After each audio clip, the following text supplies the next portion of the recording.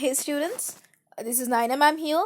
Hope so. Comparative financial statement is over with no doubts. Comparative financial statement alle comparative income statement anta ಒಂದು ಬರುತ್ತೆ, comparative balance sheet ಅಂತ ಒಂದು ಬರುತ್ತೆ.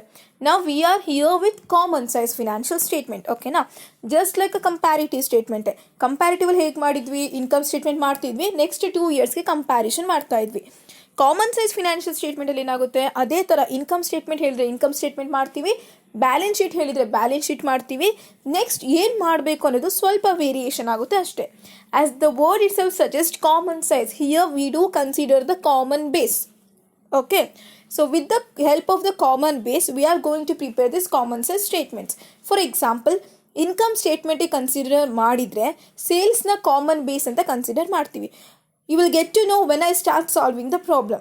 Okay na, now you see this is the format. Okay, ಅಲ್ಲಿ ಹೇಗೆ ನಾವು starting 2 ವರ್ಷನೂ ಪಕ್ಕ ಹಾಕಿ ನೆಕ್ಸ್ಟ್ 2 ಕಾಲಮ್ಸ್ ಎಕ್ಸ್ಟ್ರಾ ಹಾಕ್ತಿದ್ರೋ, ಇಲ್ಲಿ ಹೇಗೆ ಮಾಡಬೇಕು, ಪರ್ಟಿಕ್ಯುಲರ್ಸು 2012 ಅವರೇ ಕೊಟ್ಟಿರ್ತಾರೆ, 2012 ಕಾಲಮ್ ಅವರೇ ಕೊಡ್ತಾರೆ, 2013 ಕಾಲಮ್ ಅವರೇ ಕೊಡ್ತಾರೆ.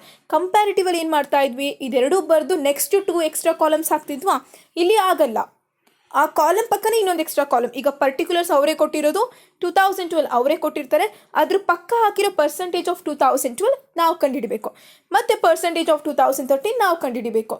ಸೊ ಅಲ್ಲೇನಾಗ್ತಿತ್ತು, percentage of increase or decrease ಅಂತ ಹೇಳಿ ಒಂದೇ ವರ್ಷ ಕಂಡುಹಿಡಿತಾ ಇದ್ರಾ, ಇಲ್ಲಿ 2 ವರ್ಷದ್ದು ಪರ್ಸೆಂಟೇಜ್ ಕಂಡುಹಿಡಬೇಕು. ಇಷ್ಟೇ ಡಿಫ್ರೆನ್ಸ್. ಓಕೆನಾ.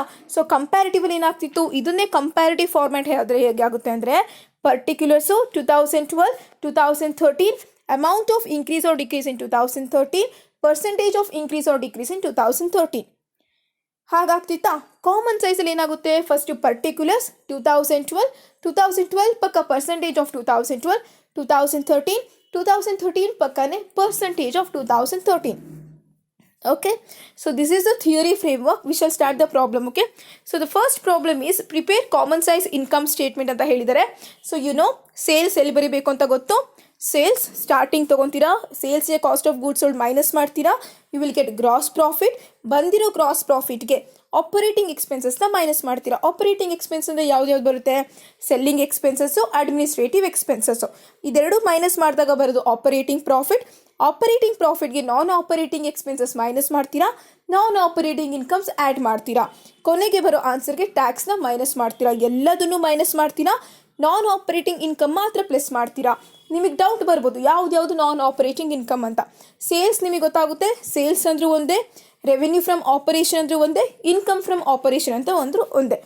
ಇದು ಬಿಟ್ಟು ಬೇರೆ ಯಾವುದೇ ಇನ್ಕಮ್ಸ್ ಇದ್ರು, ಈಗ ಮಿಸಲೇನಿಯಸ್ ಇನ್ಕಮ್ಸ್ ಇರ್ಬೋದು, ಬೇರೆ ಯಾವುದೇ ಇನ್ಕಮ್ಸ್ ಇದ್ರು, you do consider that as a non operating income. ಓಕೆನಾ. ಸೊ ಸೇಲ್ಸು ಸ್ಟಾರ್ಟಿಂಗ್ ಇದೆ, ಸ್ಟಾರ್ಟಿಂಗ್ಗೆ ಬರೀತೀರಾ. ಮಿಸಲೇನಿಯಸ್ ಇನ್ಕಮ್ ಅನ್ನೋ ವರ್ಡ್ ಇದೆ ಅಂದರೆ ಮುಗೀತು, you do consider it as non operating incomes. Sales ಮತ್ತು ರೆವಿನ್ಯೂ ಫ್ರಮ್ ಆಪರೇಷನ್ನು ಮತ್ತು ಇನ್ಕಮ್ ಫ್ರಮ್ ಆಪರೇಷನ್, ಈ ಮೂರು ಬಿಟ್ಟು ಬೇರೆ ಯಾವುದೇ ಇನ್ಕಮ್ ಇದ್ದರೂ you will consider that as non operating income. So miscellaneous incomes ಎದ್ರಲ್ಲಿ ಬರುತ್ತೆ, ನಾನ್ ಆಪರೇಟಿಂಗ್ ಇನ್ಕಮ್ಸಲ್ಲಿ ಬರುತ್ತೆ. ಕಾಸ್ಟ್ ಆಫ್ ಗೂಡ್ಸ್ ಸೋಲ್ಡ್, ಅದು ಅವರು ಫಾರ್ಮ್ಯಾಟ್ ನಿಮಗೆ ಕನ್ಫ್ಯೂಷನ್ ಮಾಡ್ತಾರೆ ಕೊಟ್ಟಿದ್ದಾರೆ. Just go through that, just ಯಾವ್ಯಾವ ಐಟಮ್ ಯಾವ್ಯಾವ ಅಂಡರ್ ಬರುತ್ತೆ ಅಂತ ಅನಲೈಸ್ ಮಾಡ್ಕೊಂಡು ಹೋಗೋಣ ಸಾಕು. ಫಸ್ಟು ಸೇಲ್ಸು ಗೊತ್ತು ಎಲ್ಲಿ ಬರೀಬೇಕು ಅಂತ, ಮಿಸಲೇನಿಯಸ್ ಇನ್ಕಮ್ ಅಂತ ಕೊಟ್ಟಿದ್ದಾರೆ, ನಾನ್ ಆಪರೇಟಿಂಗ್ ಇನ್ಕಮ್ಸಲ್ಲಿ ಬರುತ್ತೆ, ಟೋಟಲ್ ಕೊಟ್ಟಿದ್ದಾರೆ. ಟೋಟಲ್ ತೊಗೊಂಡು ನಾವೇನು ಮಾಡಬೇಕು, ಯಾಕಂದರೆ ಸೇಲ್ಸೇ ಒಂದು ಕಡೆ ಬರುತ್ತೆ, ನಾನ್ ಆಪರೇಟಿಂಗ್ ಇನ್ಕಮ್ಸೇ ಒಂದು ಕಡೆ ಬರುತ್ತೆ. Next cost of goods sold ಅಂದರೆ ಇನ್ಕಮ್ನೆಲ್ಲ ಒಂದು ಕಡೆ ಕೊಟ್ಟಿದ್ದಾರೆ, ಎಕ್ಸ್ಪೆನ್ಸಸ್ನೆಲ್ಲ ಒಂದು ಕಡೆ ಕೊಟ್ಟಿದ್ದಾರೆ, ಅಷ್ಟೇ ಡಿಫ್ರೆನ್ಸು. ಸೊ ಈಗ ಎಕ್ಸ್ಪೆನ್ಸಸ್ಸಿಗೆ ಬರೋಣ. ಕಾಸ್ಟ್ ಆಫ್ ಗೂಡ್ಸ್ ಸೋಲ್ಡ್ ಎಲ್ಲಿ ಬರುತ್ತೆ, ಸೇಲ್ಸ್ ಬರೀತೀರಾ, ಸೇಲ್ಸಲ್ಲಿ cost of goods sold minus ಮಾಡ್ತೀವಿ, ಸೊ ಗ್ರಾಸ್ ಪ್ರಾಫಿಟ್ ಸಿಗುತ್ತೆ. ನೆಕ್ಸ್ಟ್ ಆಫೀಸ್ ಎಕ್ಸ್ಪೆನ್ಸಸ್ ಎಲ್ಲಿ ಬರುತ್ತೆ, ಆಪರೇಟಿಂಗ್ ಎಕ್ಸ್ಪೆನ್ಸಸ್ಸಲ್ಲಿ ಇದು ಗ್ರಾಸ್ ಪ್ರಾಫಿಟ್ಗೆ ಆಪರೇಟಿಂಗ್ ಎಕ್ಸ್ಪೆನ್ಸಸ್ನ ಮೈನಸ್ ಮಾಡ್ತೀರಾ. ಆ ಆಪರೇಟಿಂಗ್ ಎಕ್ಸ್ಪೆನ್ಸಸ್ ಯಾವ್ದು ಬರುತ್ತೆ, office expenses, selling expenses. So ಡೈರೆಕ್ಟಾಗಿ ಆಫೀಸ್ ಎಕ್ಸ್ಪೆನ್ಸಸ್ ಕೊಟ್ಟಿದ್ದಾರೆ, ಸೆಲ್ಲಿಂಗ್ ಎಕ್ಸ್ಪೆನ್ಸಸ್ ಕೊಟ್ಟಿದ್ದಾರೆ, ಇಂಟ್ರೆಸ್ಟ್ ಅಂತ ಕೊಟ್ಟಿದ್ದಾರೆ. So what does you will consider this interest as, interest paid ಅಂತನಾದರೂ ಕನ್ಸಿಡರ್ ಮಾಡ್ಬೋದು, ಇಂಟ್ರೆಸ್ಟ್ ರಿಸೀವ್ಡ್ ಅಂತನಾದರೂ. Here we do consider it interest as paid, interest paid ಅಂತ consider ಮಾಡೋಣ.